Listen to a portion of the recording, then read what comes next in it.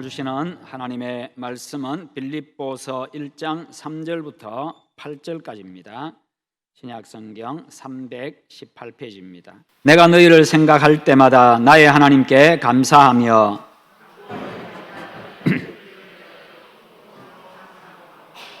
너희가 첫날부터 이제까지 복음을 위한 일에 참여하고 있기 때문이라.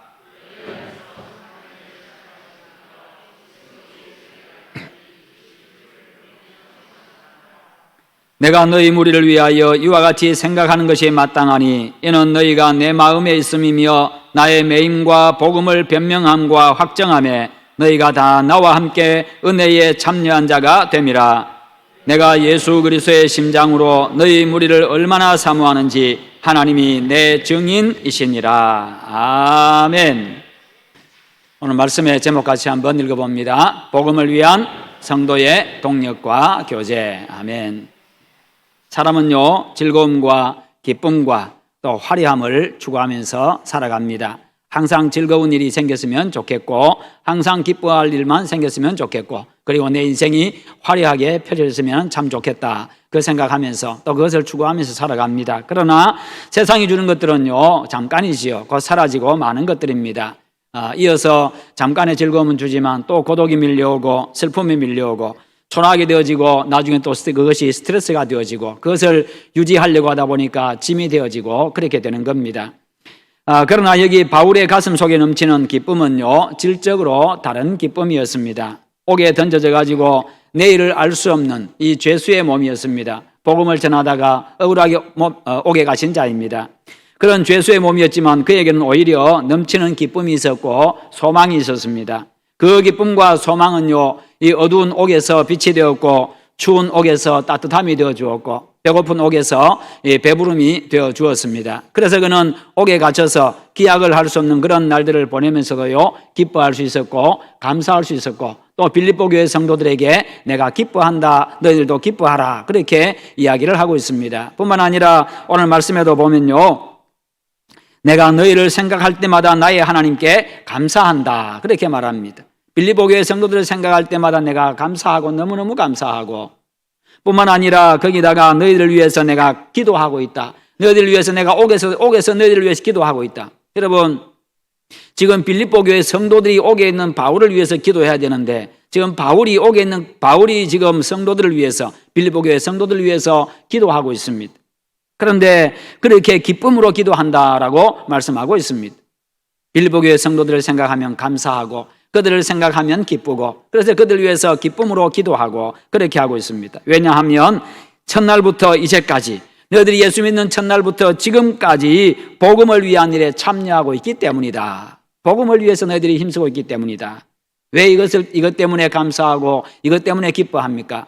바울 자신이 복음의 인생을 건 사람이었거든요. 복음에 그가 인생을 걸었고 그것에 최고의 목적을 두고 그것에 최고의 기쁨을 두었고 그것에만 오직 소망을 두었기 때문에 그 일에 함께 참여한 이 빌립보 교회 성도들이 너무나도 감사하고 너무나도 기뻤고 너무나도 좋았던 겁니다. 그래서 옥에 있으면서도 오히려 그들을 위해서 기도하고 있는 바울의 모습입니다. 그러니까요, 그 기쁨과 소망이 어두운 옥에서 빛이 되고요, 추운 옥에서 따뜻함이 되어주고 배고픈 그 옥에서요 배부름이 되어주고 그냥 먹지 못해도 아파도 그것이 아픈 줄도 모르고 배부르고 그렇게 만족했던 겁니다. 옥이라고 하는 이 비참함과 고통을 오히려 기쁨과 평안으로 바꾸어 주었습니다. 그것이 바로 세상을 알지 못하는 기쁨, 세상이 주지 못하는 평안함입니다. 오늘 우리에게 필요한 것이 바로 이것입니다. 그러면 바울의 기쁨의 이유가 어디에 있습니까? 그는 수감되어 있으면서 도대체 무엇 때문에 그렇게 기뻐하고 있습니까? 본문에 보면 그 이유가 바로 빌립보 교회 성도들에게 있다라고 말하고 있습니다. 3절과 4절에 보면요, 자신이 가진 어떤 조건 때문에 기뻐하는 게 아니었습니다. 빌립보 교회 성도들을 생각할 때 감사가 넘치고 기쁨이 넘쳤습니다. 자신이 지금 처해 있는 고통스럽고 슬픈 현실도요, 빌립보 교회 성도들 때문에 아무런 문제가 되지를 않았던 겁니다. 그렇지요. 마음에 기쁨이 넘치고 소망이 넘치고 감사가 넘치면요, 자기 자신이 지금 옥에 갇혀 있어도 아무리 묶여 있어도요, 그것이 문제가 되지를 않는 겁니다. 아무리 튼튼한 쇠사슬이라도요, 그 사람 속에 있는 기쁨은 묶어 놓을 수가 없고 소망은 묶어 놓을 수가 없고요, 감사는 묶어 놓을 수가 없는 겁니다. 오히려 그것이 육체는 묶여 있어도 그 사람을 진정으로 자유하게 만드는 겁니다.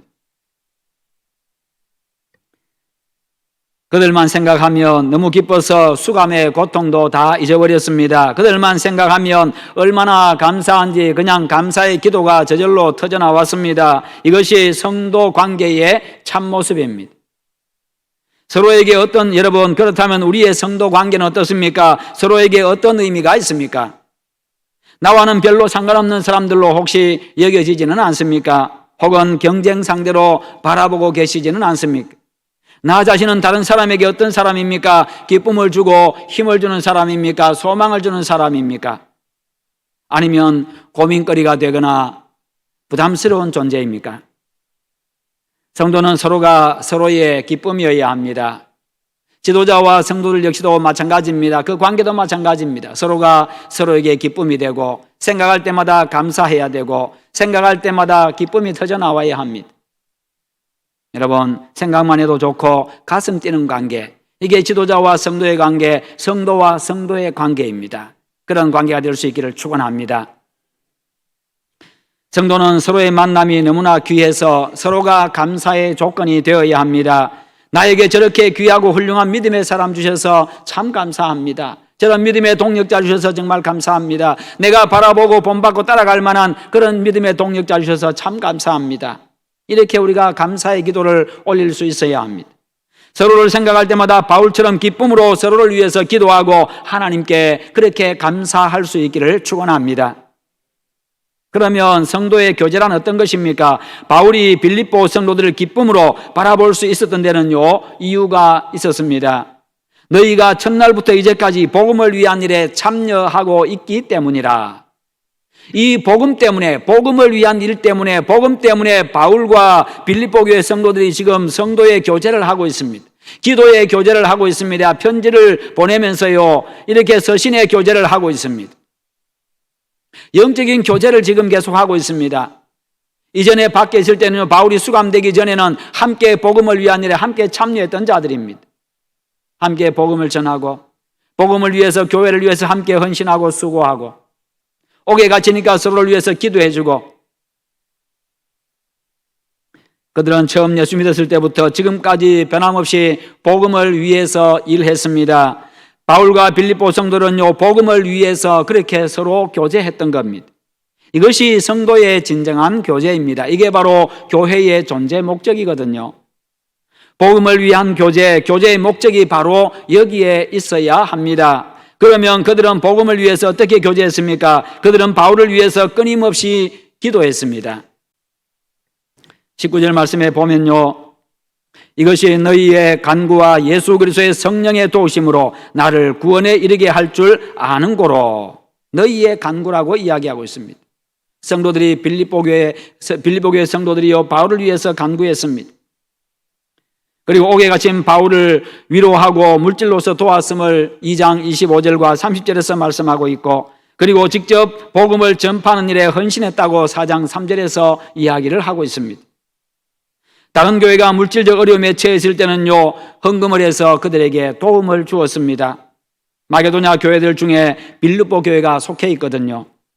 교회는 하나님 안에서 하나입니다. 교회는 하나님 안에서 하나입니다.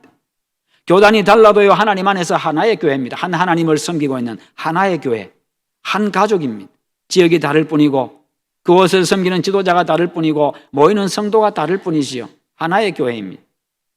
경쟁 상대도 아닙니다. 견제 상대도 아닙니다. 하나님의 나라를 위해서 함께 일해야 될 동력의 관계입니다. 이 모든 것을 두고 바울은요, 우리가 복음을 위한 일에 참여했다라고 이야기를 하고 있습니다. 다시 말하면요, 복음을 위해서 서로가 함께 동력했다는 겁니다. 교회와 교회가 함께 동력하고 성도 개인이 함께 그렇게 동력하고, 복음을 위해서 함께 일하고, 복음 때문에 함께 웃고 울고, 복음 때문에 몸부림치고, 복음 때문에 서로 만나서 그렇게 일할 수 있기를 축원합니다. 오늘 본문 7절에도요, 나의 매임과 복음을 변명함과 확정하며 너희가 다 나와 함께 은혜에 참여한 자가 됨이라. 복음을 위한 일에 참여하는 것, 이것이 바로 은혜에 참여하는 것입니다. 바로 그런 자에게 하나님의 은혜가 풍성하게 임합니다. 복음을 위한 일에 참여하는 그 자체가 바로 하나님의 은혜인 겁니다.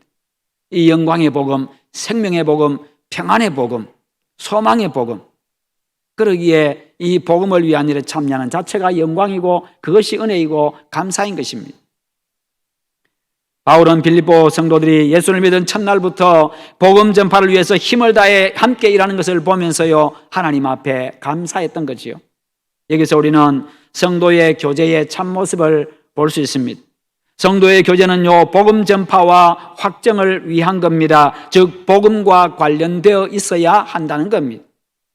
복음 사역이 흥왕하기를 바라는 분명한 목적 가운데 이루어지는 것이 바로 성도의 교제라는 것입니다. 이게 바로 성도의 거룩한 교제요, 아름다운 교제요, 사랑의 교제입니다. 성도가 되고 나면 누구든지 삶의 목표가 변화되는 것을 경험합니다. 자기만을 위해서 살던 사람이 하나님의 영광이 드러나기를 바라는 그런 거룩한 열망을 가지게 됩니다. 자기만 생각하던 사람이 이웃을 생각하게 되어집니다. 세상만 바라보던 사람이 세상에만 바라보던 소망을 두고 살던 사람이 하늘을 바라보게 되고요, 하늘의 소망을 두고 살아가게 됩니다. 그 거룩한 열망 때문에 모여서 기도하고 서로 격려하고 섬기는 게 바로 성도의 교제인 것입니다. 그 거룩한 열망으로 그렇게 모인 것이 성도의 교제입니다. 성도가 모여서 교제하는 데는 이렇게 분명한 목적이 있어야 되고 분명한 목표가 있어야 합니다. 그 사귐의 시간이 맞춰졌을 때에 우리는 여러 가지 사귐의 시간을 가집니다. 그 사귐의 시간, 교제의 시간이 맞춰졌을 때 각자는 주님을 더 사랑하게 되고 주님의 일에 더욱더 열심을 품게 되어야 하는 것입니다. 그래서 인간적인 즐거움이나 유익만을 추구하고 끝이 났다고 한다면 그것은 일반 친교 모임과 다를 바가 없는 겁니다. 우리가 기간별로 야유회를 갔다 왔다 할지라도 그냥 가서 그냥 보고 즐기고 먹고 즐기고 한 것, 그것으로 끝난다고 한다면 그냥 친교 모임에 불과합니다. 세상의 어떤 다른 모임, 친교 모임과 다를 바가 없습니다. 그러나 그 모임 이후에 그 기관의 구성원들이 더 사랑하고 교회를 더 사랑하게 되고 하나님을 더 사랑하게 되고 복음에 더 열심을 내게 되고 바로 그렇게 될 때에 그게 진정한 성도의 교제가 되는 겁니다. 그게 진정한 의미를 갖게 되는 것이.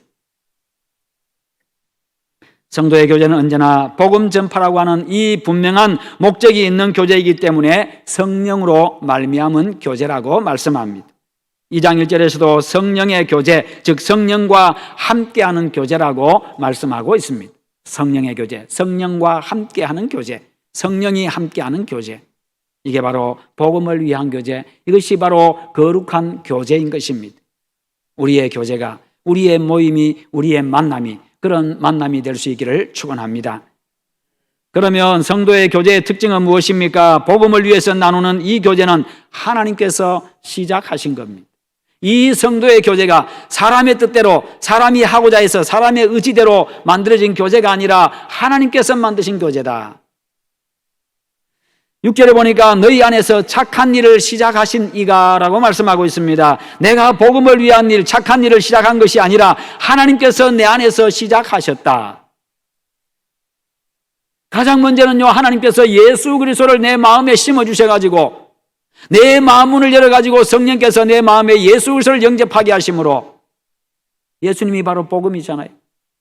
그분과 교제하게 하시고 뿐만 아니라 성령께서 내 안에 역사하셔가지고 내가 복음을 위한 일에 함께 참여하게 하시고 생명 살리는 일에 내가 함께 참여하게 하시고 이게 바로 착한 일이죠. 이게 바로 선한 일입니다. 가장 선한 일. 그것을 하나님이 시작하셨다고 합니다. 그렇습니다. 하나님의 일은요, 하나님이 친히 하십니다. 하나님께서 친히 이루시되 사람을 통해서 이루십니다. 거기에 여러분들이 귀하게 쓰임받기를 축원합니다. 그러면 빌립보 성도들이 어떻게 예수를 믿게 되었습니까? 바울이 처음에 빌립보 성에 도착해가지고 복음을 전한 것은 강가에 모여있던 여인들에게였습니다. 그랬을 때에 루디아라고 하는 한 여인의 마음을 성령께서 열어주셔가지고 그가 바울을 따랐습니다. 청종했다, 듣고 따랐다고 이야기하고 있습니다. 복음을 들었습니다. 복음을 받아들였습니다. 그리고 바울을 따랐습니다. 마음 문을 열어주신 것은 주님이셨습니다. 일이 되게 하시는 분은 하나님이십니다. 귀신 들려서 점을 치던 여종에게 바울은요, 내가 예수 그리스도의 이름으로 명하노니 그에게서 나오라. 그렇게 명하심으로 귀신이 그에게서 나왔습니다. 쫓겨나갔습니다. 고쳤습니다. 귀신을 쫓아내 주신 것도 주님이셨습니다. 바울이 갇힌 빌립보 옥에 큰 지진이 나서 간수의 마음이 움직여서 마침내 예수를 믿게 된 것, 사도행전 16장에 나오지요. 그것도 역시 바로 하나님이 하신 일입니다. 주님은 마음이 강팍했던 간수를 구원하시기까지, 그 간수를 구원하기 위해서, 그 가족을 구원하기 위해 가지고요, 죄 없는 바울을 빌립보 감옥에 투입하신 겁니다. 그렇게 모진 고난을 받게 하시면서까지 그 충성스러운 종 바울을요, 빌립보 옥에까지 투입하신 겁니다. 그 간수를 구원하기 위해서, 그의 가족들을 구원하기 위해서 뿐만 아니라 그냥 그것도 그냥 안 되니까요, 그냥 땅을 흔들어가지고, 지축을 흔들어가지고요, 지진이 나게 만들고, 그렇게 해가지고 결국에는 그 가족들을 구원하셨습니다. 여러분, 주님은요, 택한 백성들을 구원하시기 위해서는요, 땅을 흔들어서라도, 지축을 흔들어서라도 구원하시는 분이십니다. 어떤 방법이든지 사용하시는 분이십니다. 그런데 우리는요, 여러분들 한번 생각해 보세요. 여러분들은요, 지축을 흔들지 않았음에도 불구하고, 땅을 흔들지 않았음에도 불구하고, 집이 무너지지 않았음에도 불구하고 예수 믿게 되었으니 얼마나 큰 기적입니까? 그게 더 큰 기적입니다. 지축이 흔들려가지고 내가 구원받은 그것만이, 그게 진짜 간증이 아니라, 땅이 안 흔들렸음에도 불구하고 그냥 누군가가 와서 나에게 복음 전했는데 내가 예수 믿겠다고 그냥 교회 찾아온 거, 이게 가장 큰 기적인 줄 믿으시기를 바랍니다. 그러니 우리가 감사해야 될 것 아니겠어요? 집에 가서 거울 한번 쳐다보세요. 여기는 거울이 없으니까 거울 한번 쳐다보세요. 어느 한 구석이라도 여러분들이 예수 믿게 생겼는가?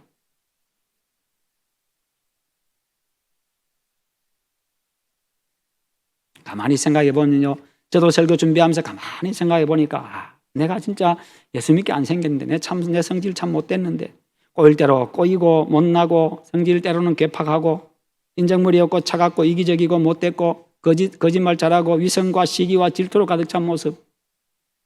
가만히 생각해 보니까요, 좋지 않은 거 다 가지고 있어요. 세상에서 가장 큰 기적은 나 같은 죄인이 용서받고 거룩하신 창조주 하나님의 자녀가 되어진 것입니다. 내 안에 착한 일을 시작하신 분은 오직 여호와 하나님이십니다. 여러분을 구원하는 일을 하나님께서 시작하셨음을 분명히 믿으시기를 축원합니다. 그러면 여러분의 구원은 언제 시작되었습니까? 에베소서 1장 4절에 보니까요, 창세전에 그리스도 안에서 우리를 택하사. 얼마나 놀라운 일입니까? 창세전에, 세상이 생기기도 전에 그리스도 안에서 우리를 택하사. 내 구원은요, 내가 교회에 첫 발을 들여놓았을 때부터가 아닙니다. 어머니 뱃속에 부터도 아닙니다. 창세전 이 세상이 생기기 전부터 하나님이 나를 미리 아시고 선택하시고 구원하시기로 작정하신 것입니다. 나를 구원하시기 위해서 삼위 하나님께서요, 창세전부터 움직이셨다고 말씀합니다. 나의 구원 사건은요, 하나님이 창세전에 이미 계획하신 사건입니다. 나를 구원하시기 위해서 창세전부터 그 위대하신 하나님이 움직인 사건이고요, 내 인생의 인류 역사의 가장 큰 사건이고 가장 위대한 사건인 것입니다. 그것을 보면 하나님이 우리를 얼마나 사랑하시고 귀하게 보시는지 알 수가 있습니다. 나 같은 죄인임에도 불구하고요, 그렇게 귀하게 애지중지하시는 그 하나님이십니다. 아무 조건도 보지 않으셨습니다. 어머니 뱃속에 생기기 전부터라고 하니까요, 창세 전부터라고 하니까요, 아무 조건도 보지 않았다 그 말입니다. 아무 조건도 보지 않았어요. 그러니 이것보다 더 확실한 일이 어디에 있습니까? 아무 조건도 보지 않으니 이것보다 더 확실한 일이 어디에 있겠어요? 조건 본다고 한다면요, 맨날 흔들리지 않겠어요?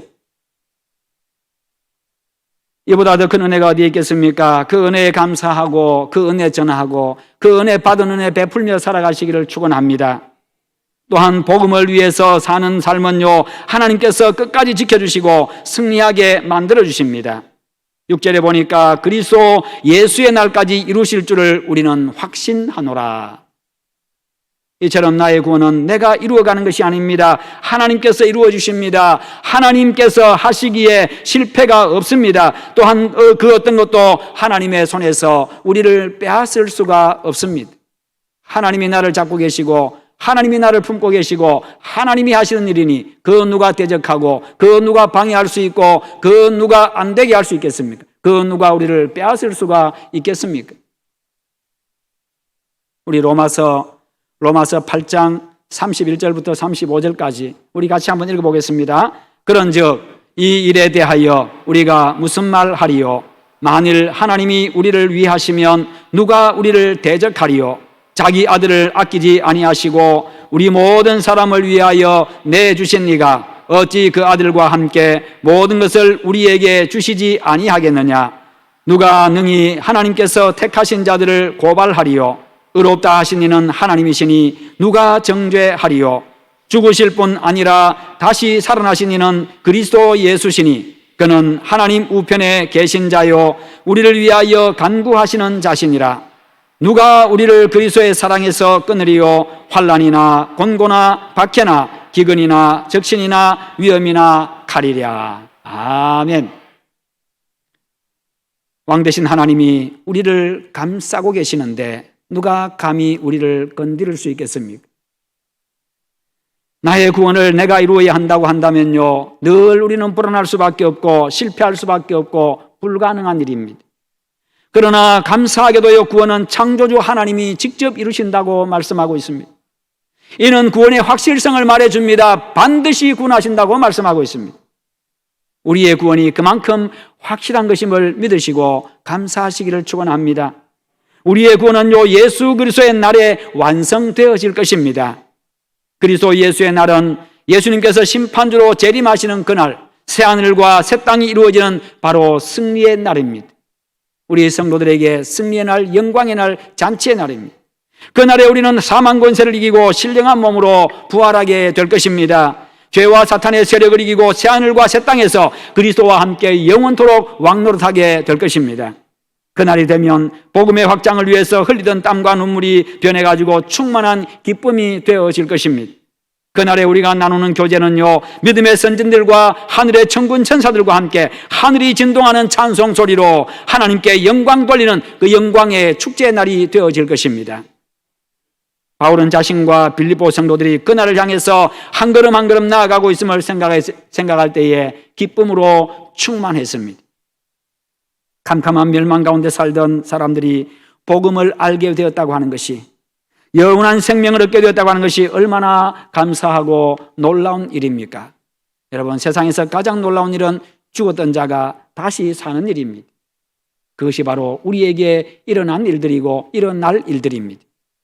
거기다가 이 놀라운 복음의 확장을 위해 가지고 함께 동력하고 서로 위로하며 살게 된 것이 얼마나 영광스럽고 놀라운 일입니까?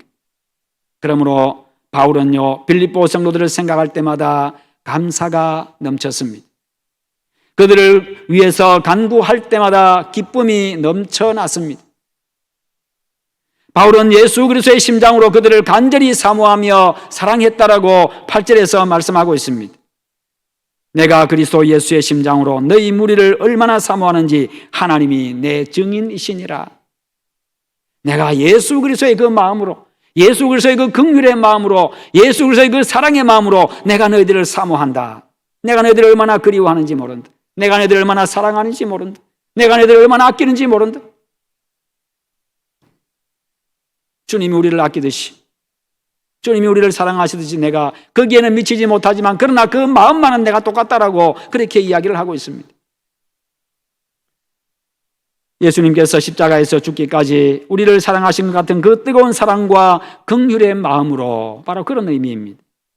그러니 늘 그들을 생각하고 싶고, 그러니 그들이 늘 생각이 나고 만나고 싶었던 거지요. 머릿속에, 가슴 속에 서로가 중요한 사람으로 그렇게 자리 잡고 있었던 겁니다.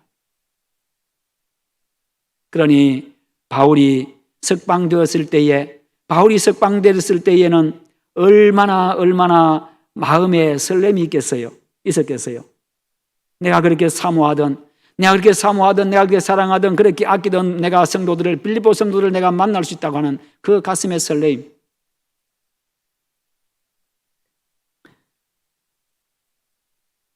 여러분, 예수 그리스도의 그 심장으로 서로를 사랑할 수 있기를 축원합니다. 그 예수 그리스도의 심장, 예수 그리스도의 그 심장을 달라고 여러분 하나님 앞에 기도하시기를 바랍니다. 얼마나 거룩한 기도 제목입니까? 얼마나 위대한 기도 제목입니까? 우리는 그런 거룩한 기도 제목들을 자꾸 찾아내야 돼요. 그 위대한 기도 제목들을 자꾸만 찾아내고 그렇게 그것을 위해서 기도해야 합니다.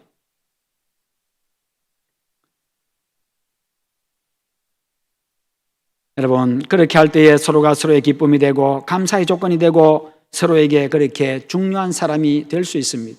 우리는 그래야 합니다. 1940년대에 중국이 공산화되던 당시에 제일 골치 아픈 자들이 기독교인들이었습니다. 공산화시키려고 하니까 기독교인들이 가장 큰 골칫거리였습니다. 가장 큰 장애물이었습니다. 공산주의자들, 사회주의자들 속에는 신이 없습니다. 유물론자들입니다. 세상은 모두가 다 물질로만 되어 있다. 그러니까 인간 속에는 영혼을 인정하지를 않습니다. 신 자체를 인정하지 않습니다.